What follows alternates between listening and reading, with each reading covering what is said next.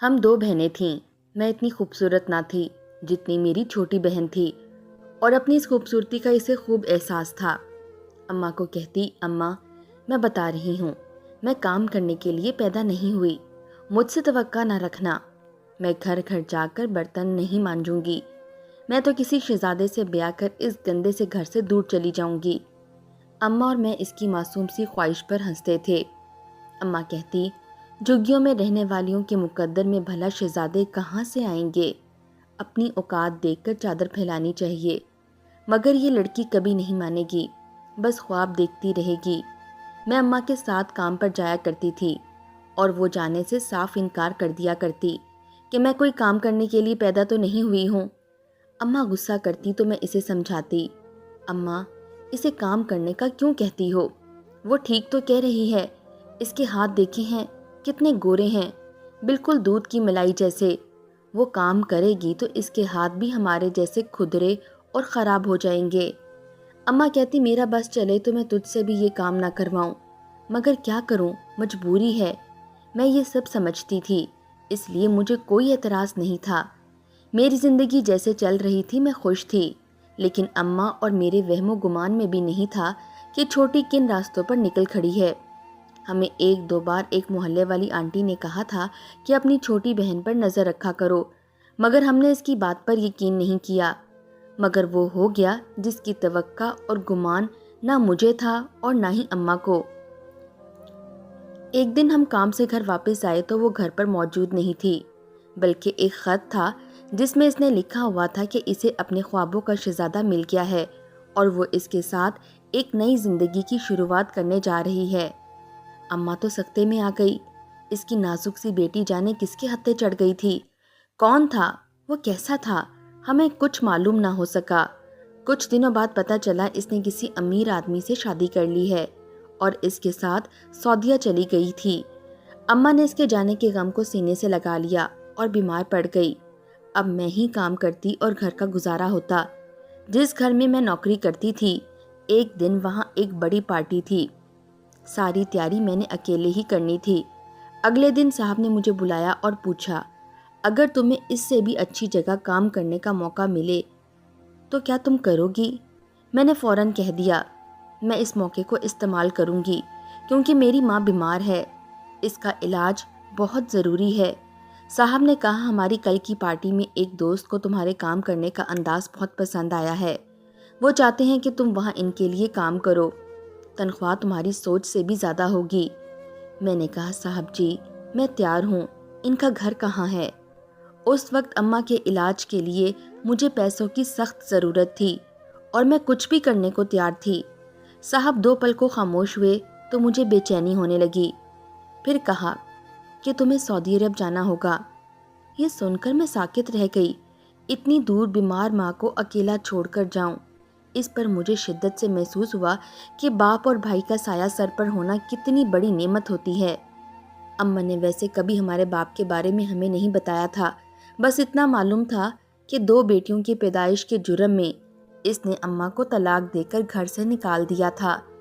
میں نے گھر جا کر جب اماں کو بتایا کہ مجھے سعودی عرب جانے کا موقع مل رہا ہے تو اماں نے مزید کوئی بات سننے سے پہلے ہی میرے ہاتھ پکڑ کر کہا، تو ضرور جا، کیا پتا تجھے وہاں تیری بہن مل جائے، میرا دل کہتا ہے وہ کسی مشکل میں ہے، تو وہاں جائے گی نا تو اسے ڈھونڈ کر واپس لانا۔ میں پریشان تھی کہ اماں کو اکیلی چھوڑ کر کیسے جاؤں، مگر اماں بضد تھی کہ تمہیں جانا پڑے گا۔ یوں میں نے صاحب کو ہاں کر دی۔ یوں میرے کفیل نے بہت جلد میرے ویزے اور پاسپورٹ وغیرہ کا مسئلہ حل کر دیا اور میں سعودیہ میں آ گئی۔ وہاں مجھے عربی کے ہاں کام کرنے کا موقع ملا تھا۔ بہت بڑا اور عالی شان گھر تھا اور کوئی عورت نہیں تھی، بس وہ عربی مرد اکیلا رہتا تھا۔ مگر میری تسلی کے لیے یہ بات تھی کہ وہاں ایک دو اور خاتون ملازمین موجود تھیں۔ ایک کا کام کھانا پکانا تھا اور ایک کا کام گھر کی صفائی ستھرائی۔ مجھے سمجھ نہ آیا کہ یہاں جو پہلے سے ہی کام کرنے والوں کی کمی نہیں تھی تو مجھے یہاں کیوں لایا گیا ہے؟ مگر بہت جلد یہ بھی سمجھ آ گیا کہ میرے آتے ہی سب ملازموں کو فارغ کر دیا گیا تھا اور مجھ پر سارے گھر کی ذمہ داری ڈال دی گئی۔ جہاں 3-4 لوگوں کو الگ الگ تنخواہ دی جاتی تھی، وہاں مجھے اکیلی کو तनख्वाह देकर मालिक को फ़ायदा ही होता। मैं भी चुप रही, क्योंकि मेरी जितनी तनख्वाह थी वो मैं पाकिस्तान भेजती तो लाखों रुपए बन जाते और मेरी माँ का इलाज अच्छे से शुरू हो जाता। मैंने कभी साहब के किसी काम में कोई मदाखलत नहीं की और ना ही दिलचस्पी दिखाई। मैं अपने काम से काम रखती थी। कभी कभी मुझे इस घर में अजीब सा भी महसूस होता, क्योंकि आए रोज़ मालिक के अरबी दोस्त इससे मिलने आए होते थे। जब वो आते तो मालिक मुझे कहता कि तुम मुझे कमरे के दरवाजे पर ही शरबत वगैरह की ट्रे पकड़ा दो, अंदर मत आना। मुझे तजस्सुस होता कि मालिक क्यों नहीं चाहता कि मैं इसके दोस्तों को देखूं। खैर, मैंने सोचा अच्छा ही है, मुझे भी कौन सा इनके मेहमानों से मिलने का शौक है। मेरे अरबी मालिक को उर्दू और पंजाबी भी बहुत अच्छे से आती थी, मगर मैं अरबी ज़बान की अलिफ बे से भी आगाह नहीं थी। एक दिन मालिक की तबीयत ख़राब हो गई। पहले वो अपने मेहमानों को खुद रिसीव करने जाता था, मगर अब की बार इसने मुझे कहा कि जाओ मेहमानों को लेकर आओ। मैंने मेहमानों के लिए दरवाज़ा खोला और इनको अंदर लेकर आई। थोड़ी देर बाद मैंने शरबत देने के लिए दस्तक दी और अंदर चली गई तो अजीब मंजर देखा, जिसे देखकर मैं हैरत में गुम रह गई। लोग मरीजों की इयादत करने के लिए फल या खाने पीने की चीज़ें लेकर जाते हैं, और वो आइसक्रीम लेकर आए थे। मालिक बोला, जाओ तुम यहाँ क्यों खड़ी हो। मैं कमरे से बाहर आ गई। तजस्सुस के मारे कान लगाए तो कुछ समझ ना आया, क्योंकि वो सभी अरबी बोल रहे थे।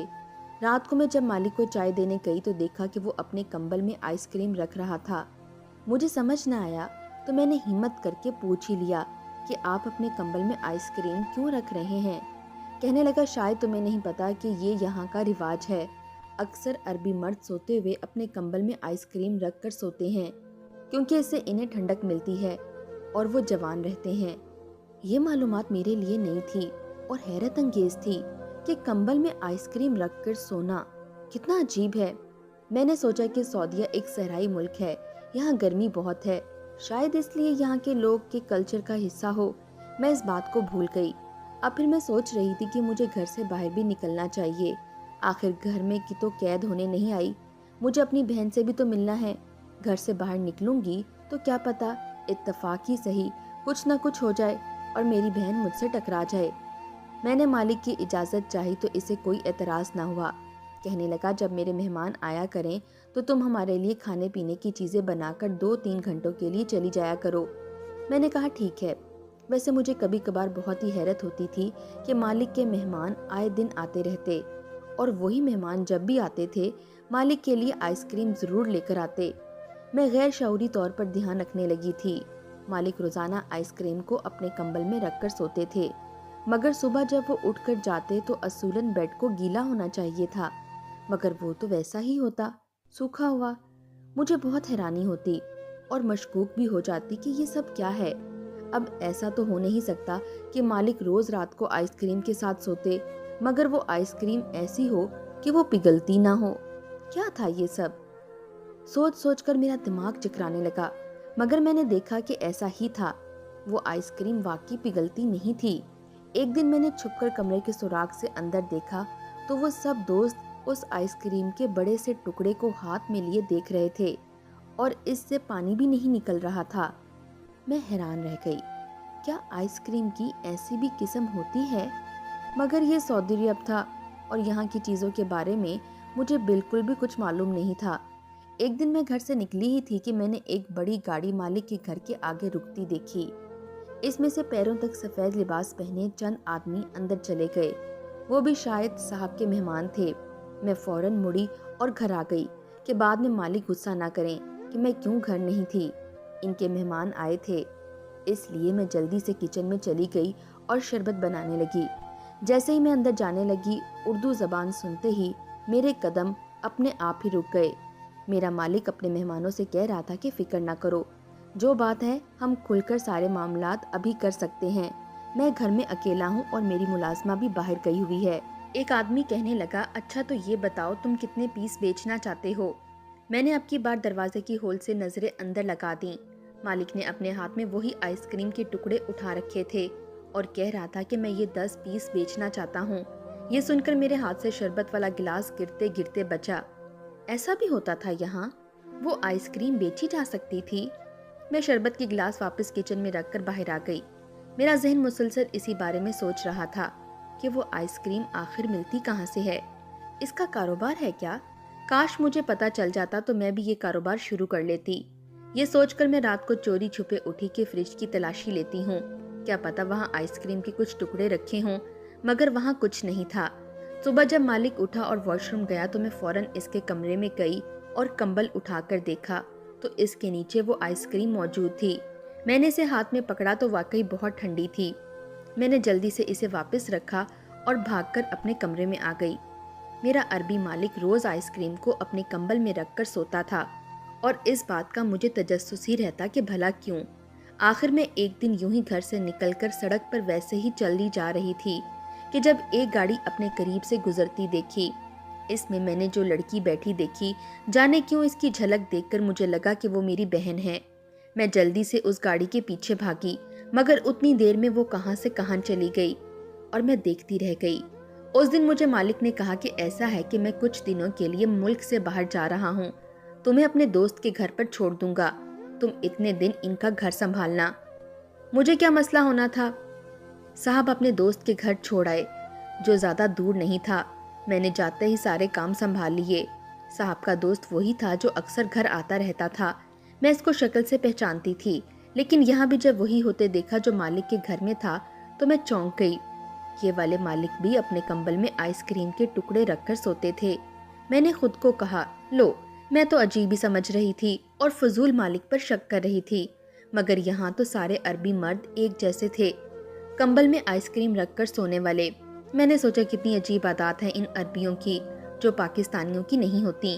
ان صاحب کے گھر میں بھی زیادہ ملازم نہیں تھے، صرف میں تھی اور ایک مالی۔ ایک دن گھر کے سارے کام نپٹا کر میں نے سوچا کہ گھر سے باہر نکل کر قریبی پارک میں چلی جاتی ہوں، شاید وہاں جا کر تھوڑا دل بہل جائے۔ میں چلتے چلتے خیالوں میں مگن اپنے پرانے مالک کے گھر کے آگے پہنچ گئی۔ مجھے پتہ ہی نہیں چلا، واپس مڑنے لگی تو ایک دم نظر گیٹ پر پڑی۔ میں دنگ رہ گئی۔ مالک نے تو کہا تھا کہ وہ ملک سے باہر جا رہے ہیں، مگر وہ تو گھر پر ہی تھے۔ ان کی گاڑی وہیں کھڑی تھی، بلکہ 3-4 اور گاڑیاں بھی وہاں نظر آ رہی تھیں۔ میں اندر چلی گئی۔ اس سے پہلے میں گھر کے اندر جاتی ایک اور گاڑی آنے کی آواز آئی۔ میں بے اختیار غیر محسوس انداز میں ایک خاتون کے پیچھے ہو گئی، جو وہاں شاید کوئی پارٹی تھی۔ گاڑی سے اترنے والی لڑکی کو دیکھتے ہی مجھے لگا کہ میری سانسیں رک گئی ہیں۔ وہ تو میری بہن ہی تھی، ساتھ اس کے شوہر تھا شاید۔ میری بہن نے انتہائی معیوب کپڑے پہن رکھے تھے اور بہت سارا میک اپ کیا ہوا تھا۔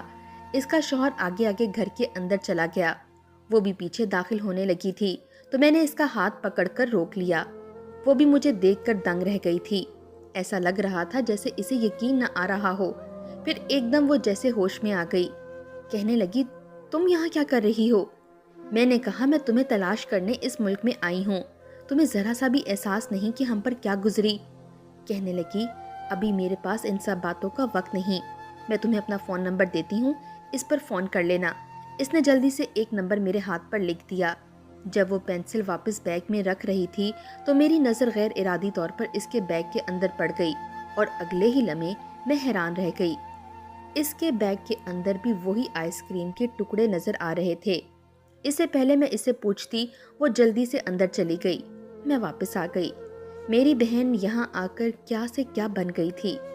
بہت سارے سوالات میرے اندر پل رہے تھے۔ میرے مالک نے پارٹی رکھی تھی تو مجھے کیوں گھر سے بھیج دیا؟ میں نے کیا کر لینا تھا وہاں؟ کاش میں وہاں موجود ہوتی تو اپنی بہن کو جی بھر کر دیکھ ہی لیتی۔ اسی دن شام کو مالک مجھے لینے آ گئے۔ مجھے شک ہو رہا تھا کہ اس نے پارٹی کے لیے مجھے کیوں نہیں بلایا، آخر کیا وجہ ہو سکتی ہے؟ میں گھر کے اندر گئی تو پورا گھر گندا ہو رہا تھا۔ وہ کہنے لگا، کل میرے گھر پارٹی تھی، اچانک ہی رکھی گئی تھی، اسی لیے تمہیں بلانے کا موقع ہی نہیں ملا۔ ویسے بھی میرے جتنے دوست تھے وہ پاکستانیوں کو پسند نہیں کرتے، اس لیے میں نے تمہیں نہیں بلایا کہ کوئی ڈرنک کر کے تمہارے ساتھ بدتمیزی نہ کرے۔ تم میری ذمہ داری ہو اور میں نہیں چاہتا کہ کوئی تمہارے ساتھ برا کرے یہاں۔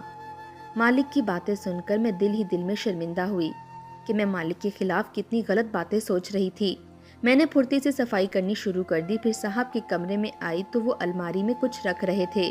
مجھے دیکھ کر کہنے لگے، الماری میں نے صاف کر لی ہے، جتنی دیر میں باتھ روم میں ہوں تمہارے پاس صرف اتنا وقت ہے، जल्दी से कमरा साफ कर लो।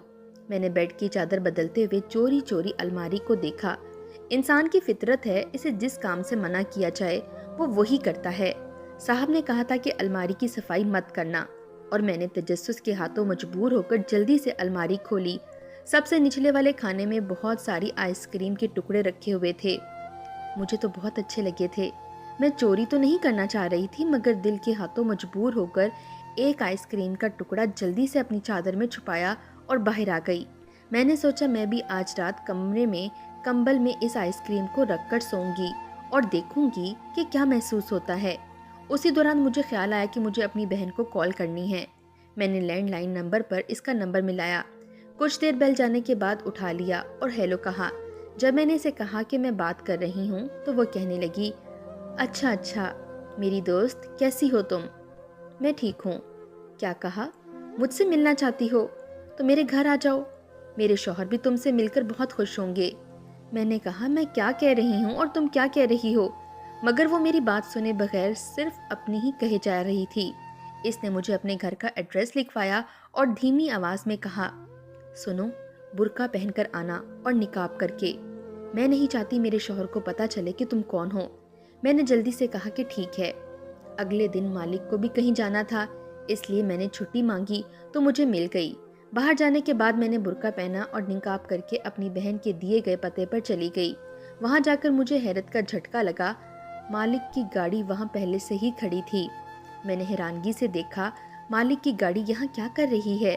फिर मुझे ख्याल आया कि बहन और इसका शौहर उस दिन पार्टी में घर आए थे, ज़रूर मेरे साहब के दोस्त होंगे।